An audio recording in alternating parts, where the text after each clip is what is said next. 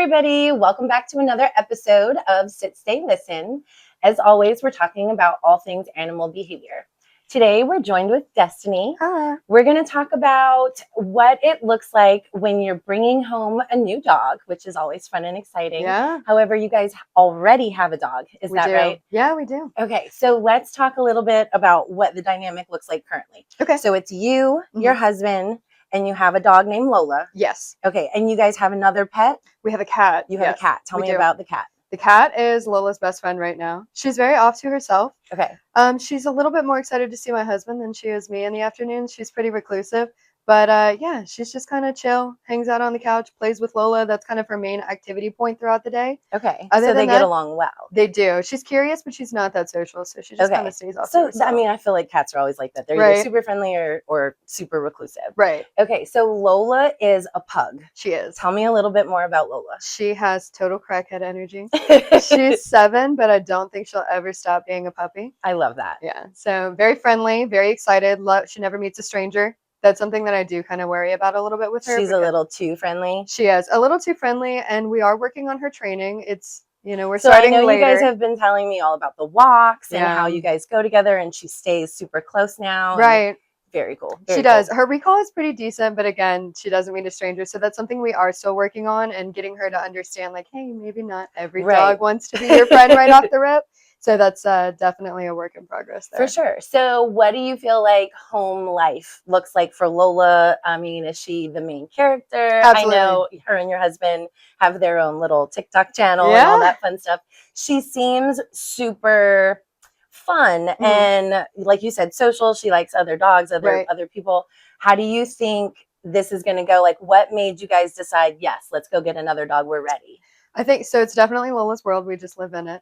Very, very excited there. I think we're worried that I spend a lot of time at work and my husband is spending a lot of time traveling at this point. We just don't want her alone. We want her to have a little bit more of a companion than what she has with the cat. That makes sense. I see her looking for it, and whenever my sister comes over, she has a dog around the same age that she adopted, and she brings him over, and they play really well together. And anytime they're separated, you see a little sadness there. Aww. So it's hard to see. We wanna just get her a companion so she's not as lonely. I love that. What kind of dog do you guys have in mind? Like in your head, perfect situation. Are you guys going to go adopt from the shelter? Are you looking at getting another pug? Yeah. What is that? We would like to adopt before we just go to a breeder. We're not locked on a specific breed at this moment. We just kind of want something in the same wheelhouse as far as size and energy. Something active, because we're active people. So we like to go kayaking. We like to travel a lot, do outdoor activities. All I can picture is little Lola in a life vest in the kayak. Oh yeah, and she hates it. She is not a fan. She's very anti-water. So somebody that's going to be able to be like right by her side throughout that and kind of encourage her to enjoy the activity as well. She's active for a pug, which is great to see. We just want something that's going to boost her confidence a little bit, but give her, her little road dog. Right, yeah. And so this is going to be our first time going out of our way and getting a dog on our own. So we're trying to do a lot of research. So you guys had Lola before you guys got married and moved in together. So this is going to be the first our dog from start. Yeah. That's really exciting. Yeah, it's exciting. It's a little nerve-wracking, just you feel like you're trying to make the right decisions. Like Absolutely. How to go. So all kinds of questions. So, okay, let's talk about if we go to the shelter and we're walking around and there's different dogs that we're looking at. If you think about the statistics and stuff, black dogs are harder to be adopted, bigger dogs and that sort of thing. So I think it's funny that you have a small black dog and you're looking for something very similar. I think it'd be amazing if you guys could find another pug. Where is your head at as far as age? I know you said temperament-wise you want it to be just as fun and active as you guys are, but age, and are you looking at a puppy? Do you want to get an older dog? Where's you guys' thoughts on that? I think that's what going to the shelter is going to make it a little difficult. There's such a big variety. Right. Ooh, my elbow. Ideally, we would like to start with a puppy just because Lola is very maternal from what we've seen. She loves babies and she loves puppies. So I think something in that younger age bracket would be very good, especially from a training perspective. Yeah, having more of a blank slate and having her not be, competing. Yeah. It's more like, oh, this is my baby sister or baby Exactly. brother. I feel like it could potentially be motivational for her as well too. But we're also not completely locked on that. If there seems to be a dog that's in a relevant age bracket or category to her, and there's any possible way to do like an introduction or something, and they play well together, that's something we would be open to. It's just we've never done it, so I don't know what that possibility looks Very like. cool. Yeah, no, I think it would be probably beneficial once you guys take a look around and kind of decide, okay, maybe it's narrowed down to this one, that one, we want to meet these dogs. I would say for you and Armand, go meet, see what you think of these dogs, interact with them. And if there's somebody that you guys click with, let's go home, get Lola, maybe let her smell our clothes or our shoes type of situation, see where we were at, and then have someone from the shelter staff holding on to the new dog, and you guys bring Lola in, let's introduce them, see how things go, right?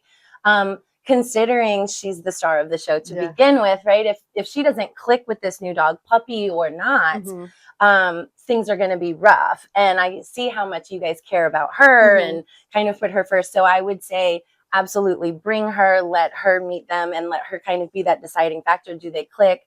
I wouldn't necessarily write it off totally and completely if she's not immediately trying to be best friends with them. Okay. Even if they're still a little standoffish, you've got to remember, if I just met you for the very first time, I was like standing in the doorway, hi, I'm Melissa, I'm a trainer, it's nice to meet you, now that we know each other, it's a lot different. So same thing with Lola when she's meeting others. It doesn't matter how social she always can be, right? It doesn't necessarily mean she's going to click immediately. Got it. Okay. So we definitely want to take that into consideration, let her kind of feel out the candidates. Yeah. And then when you guys are ready to go home, make sure you've got stuff already set up. Think about all of the big changes that start happening immediately, and we're fawning over the new dog. We're kind of concerned. We're worried about things. I would start introducing things before, once we actually start looking, I would say, let's get the second bed. Let's get the second bowl. Let's get some other things and kind of set it up so that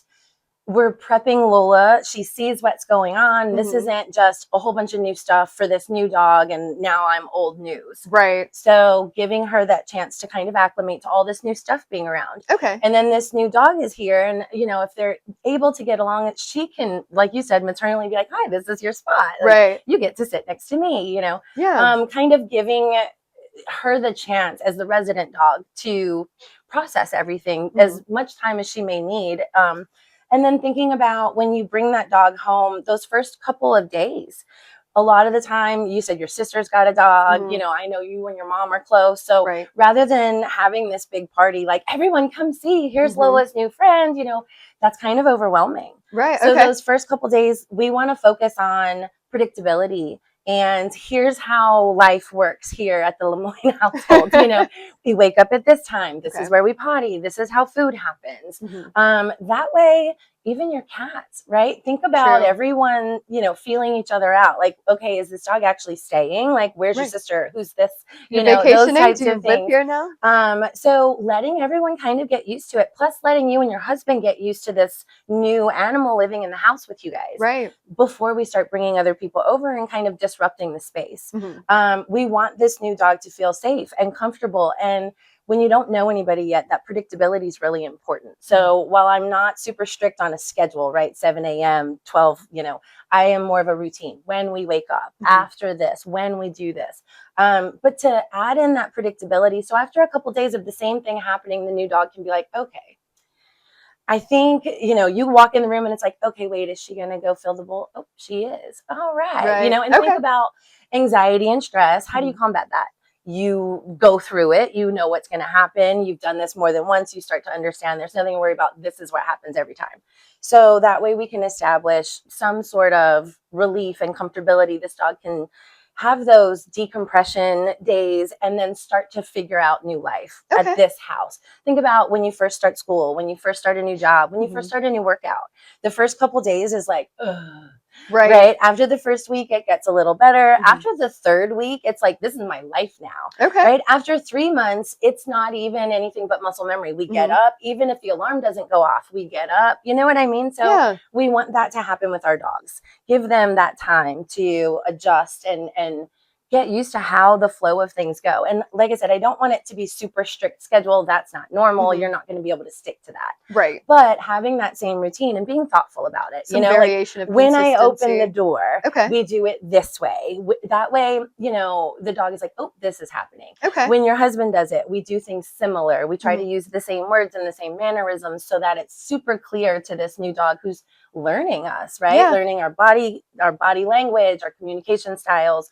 After being in the shelter or living with a breeder or wherever it is, like, they don't know you yet. They don't come pre-programmed to what DeStanie does at her house. Mhm. Does that make sense? No, it makes perfect sense.